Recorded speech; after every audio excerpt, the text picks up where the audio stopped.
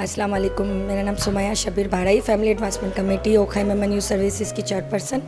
आज मेमन फेडरेशन ने हमें इनवाइट किया था मेमन डे सेलिब्रेट करने के लिए और बहुत अच्छा इवेंट था माशाल्लाह, और सारी जमातें एक्टिव थी और हम भी सारी लेडीज़ अपनी टीम के साथ यहाँ आए थे और हमें बहुत मज़ा आया माशाल्लाह। बहुत शानदार इवेंट था और शबीर हारून सर का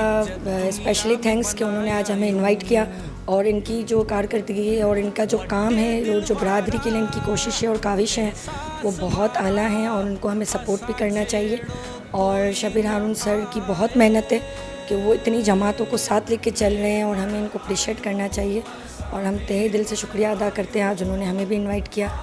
और आने वाले वक्तों में अगर हमें मौका दिया गया तो हम भी all Memon federation Shabbir sir के साथ हम शाना बशाना खड़े रहेंगे और हम भी अपना किरदार अदा करने की कोशिश करेंगे और हमारी ख्वाहिश है कि हम भी इस इदारे के लिए कुछ काम करें ताकि एक अच्छी लेडीज़ विंग और एक अच्छी टीम बना सकें।